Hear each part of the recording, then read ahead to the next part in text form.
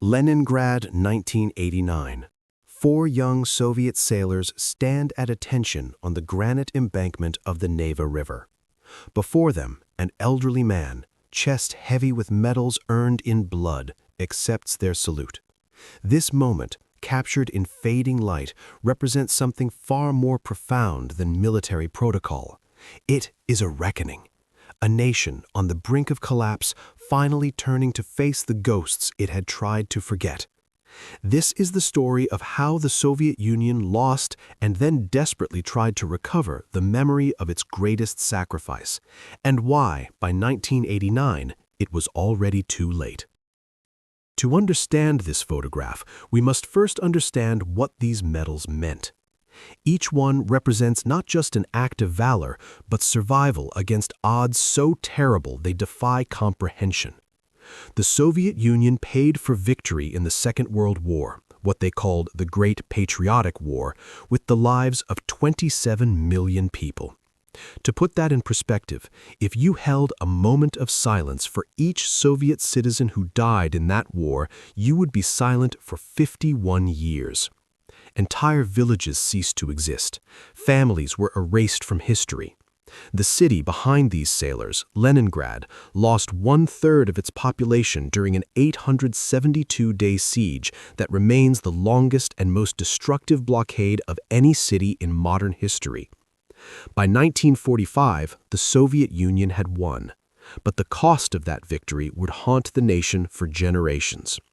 And in the decades that followed, something strange happened. The Soviet government, which had mobilized these men to fight, which had promised them eternal glory, began to forget them. Not officially, of course. Victory Day remained a state holiday. Monuments were built, speeches were given.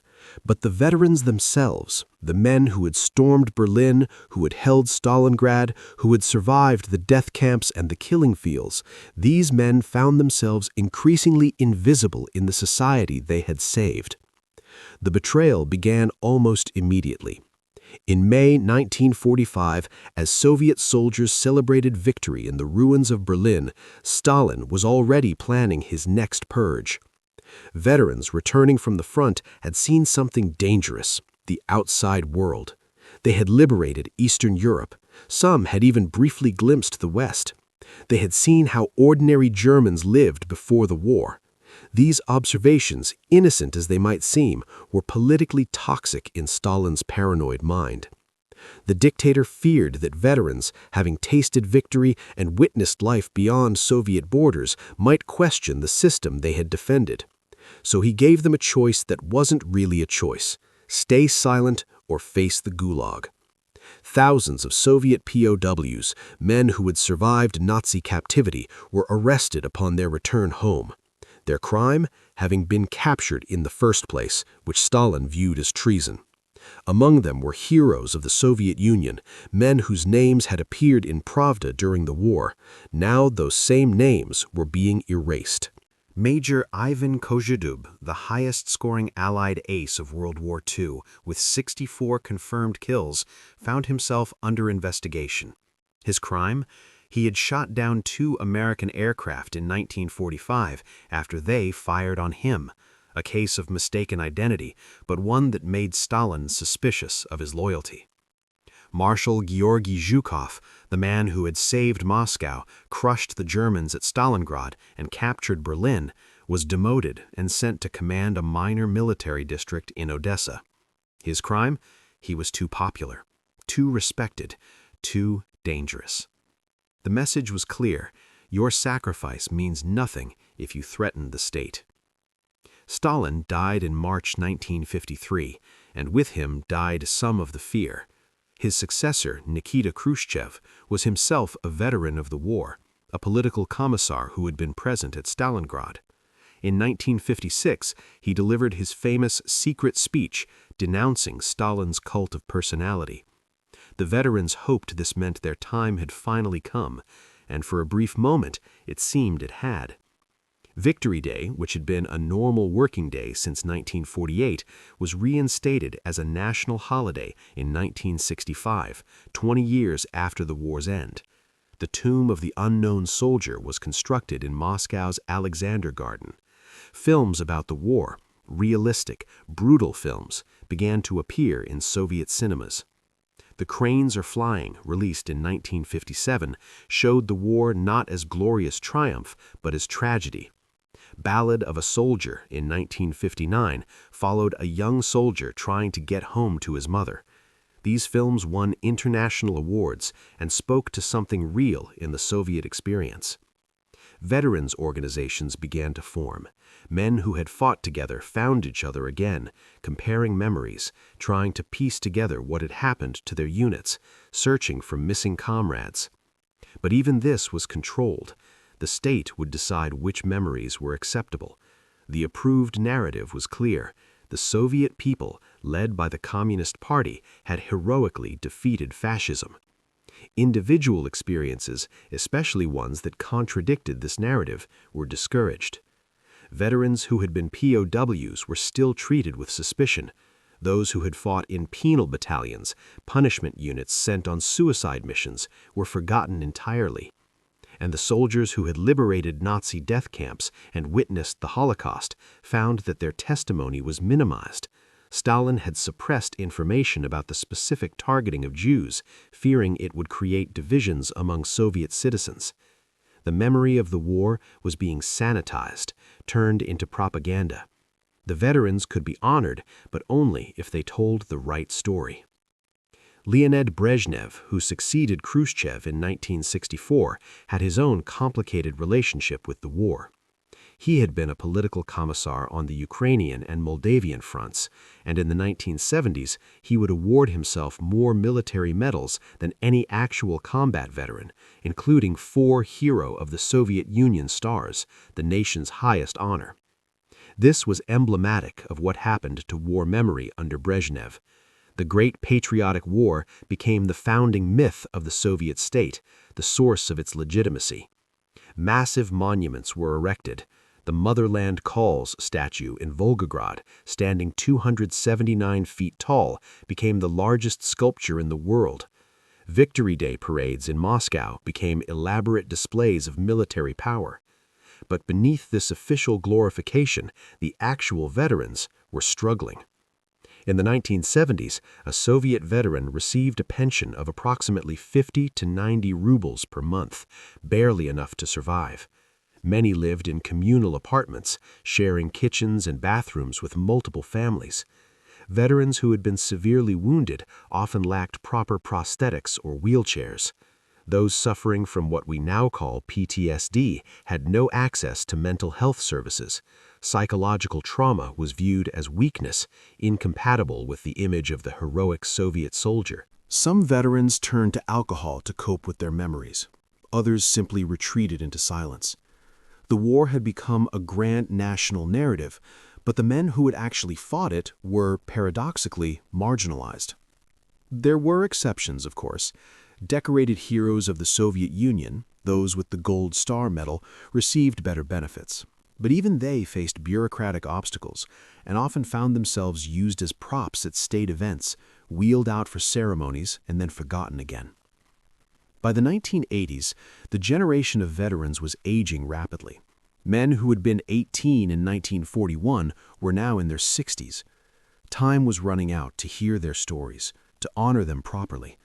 But the Soviet state, ossified and bureaucratic, moved slowly. And then came Mikhail Gorbachev. In 1985, when Gorbachev became General Secretary of the Communist Party, he inherited a Soviet Union in crisis. The economy was stagnating, the war in Afghanistan was bleeding the military dry, and the population, especially the younger generation, was increasingly cynical about official propaganda. Gorbachev's solution was glasnost, openness. The idea was to allow more freedom of expression, to let people criticize problems in Soviet society so those problems could be fixed. He had no idea what he was unleashing.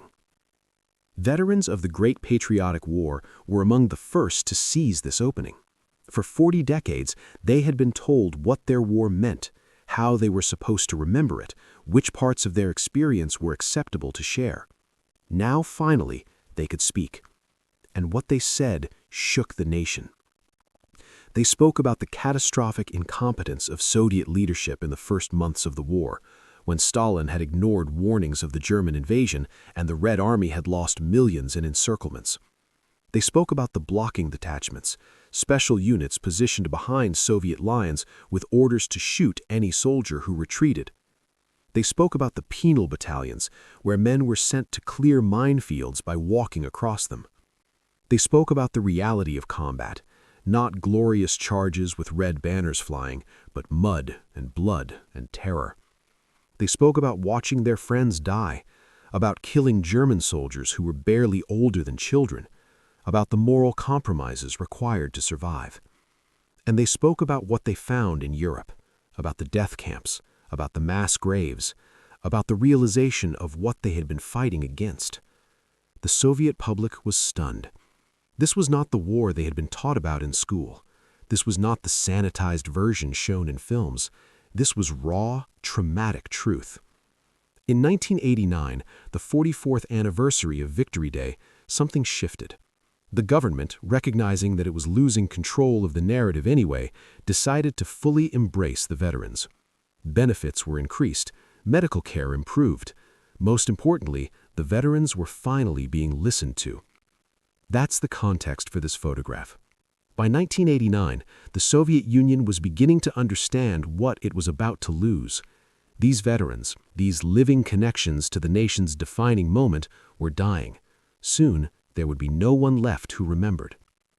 The young sailors in this image, born in the late 1960s, belonged to a different world. They had grown up during the Brezhnev stagnation, had never known war, had only known the Soviet Union as a nuclear superpower. But they had also been hearing their grandfathers' stories, not the official versions, but the real ones, told quietly at kitchen tables. This salute represents recognition, respect, but also something sadder, the acknowledgement of time passing, of memory fading, of a generation disappearing. This photograph was taken in 1989. 2 years later, the Soviet Union ceased to exist. The collapse was chaotic. The economy imploded. Hyperinflation destroyed savings. State pensions became worthless. Veterans who had finally begun to receive adequate benefits suddenly found themselves in poverty again. Some resorted to selling their medals on street corners to buy food. The 1990s were brutal years for Russian veterans. The new Russian government was focused on economic reforms and had little money for social programs. Veterans' benefits were often unpaid for months. Hospitals lacked basic supplies. Many elderly veterans simply did not survive the transition. But something else happened too. With glasnost and the end of the Soviet Union, the full story of the war could finally be told. Archives were opened. Historians could access documents that had been classified for decades. Veterans could speak freely without fear of censorship. The result was a much more complex understanding of the Great Patriotic War. It was still a victory. Hitler was defeated. Europe was liberated. But it was also a story of terrible cost, of mistakes and atrocities, of suffering that had been minimized for political purposes. In the 2000s, under Vladimir Putin, the Russian government would once again make the Great Patriotic War central to national identity. But now the approach was different. Benefits for veterans improved significantly. Victory Day became perhaps the most important holiday in Russia. The Immortal Regiment tradition began, where families march with portraits of their ancestors who fought in the war. Yet even this has been controversial. Critics argue that Putin has used the memory of the war to justify Russian military actions in Ukraine and elsewhere, claiming to fight against fascism just as the Soviet Union did. The memory of the war, it seems, will never escape politics. The veteran in this photograph, we don't know his name, was likely born sometime between 1918 and 1925. If he served during the entire war, he would have been between 16 and 27 years old in 1945. By 1989, he would have been in his mid-60s to early 70s. Today, in 2026, he would be at least 101 years old. Almost certainly, he is no longer alive. In fact, almost all Soviet veterans of the Great Patriotic War are now gone. According to Russian government statistics, as of 2025, fewer than 20,000 Soviet World War II veterans remain alive, and their average age is over 100 years old. Within the next few years, they will all have passed away. This makes their testimony, the memoirs they wrote, the interviews they gave during glasnost, the oral histories recorded by historians, all the more precious. Soon we will have no living connection to that war. No one who can describe what it felt like, smelled like, sounded like. We will have only documents, photographs, and the memories they chose to share. And here we encounter a final irony. For decades, the Soviet state tried to control the memory of the war, to shape it into propaganda. The veterans resisted, keeping their true memories alive and private. When they finally had the chance to speak freely in the late 1980s and 1990s, many did so with remarkable honesty, complicating the simple narratives they had been taught. But now, in death, they risk being claimed by propaganda again. Their images appear in state ceremonies. Their sacrifices are invoked to justify contemporary politics. They cannot correct the record anymore, cannot add nuance or context. They are becoming symbols again, rather than human beings. Perhaps the best we can do is to remember them as they wished to be remembered, not as propaganda tools or abstract heroes, but as young men who endured unimaginable horror, who made impossible choices, who somehow survived, and who spent the rest of their lives trying to make sense of what they had experienced. That veteran in Leningrad, accepting a salute from sailors who could have been his grandchildren, represents all of them. He stands for every soldier who survived, for every family that was shattered, for every life that was irrevocably changed by the war. The sailor's salute is an acknowledgement. You were there. You endured. We remember. But do we? Really? There's a Russian saying, as long as we remember them, they live.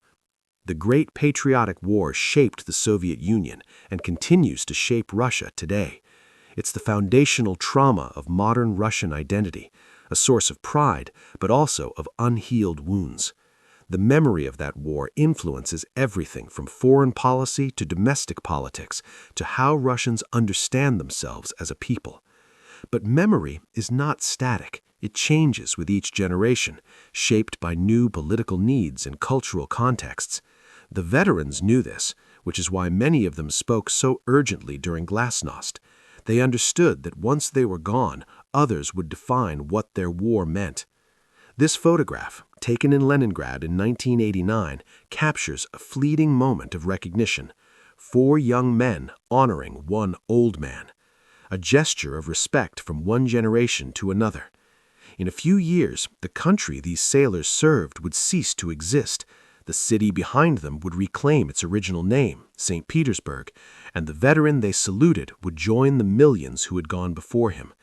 But the image remains, and in that image we see something universal, the eternal debt the living owe to those who came before, who endured so that we might exist. We see the gap between lived experience and historical memory, between what happened and what we choose to remember. We see, ultimately, the fragility of memory itself. The Soviet Union is gone. The veterans are nearly gone, but the questions they lived with remain. How do we remember traumatic history honestly without allowing it to be exploited? How do we honor sacrifice without glorifying war? How do we learn from the past without being trapped by it?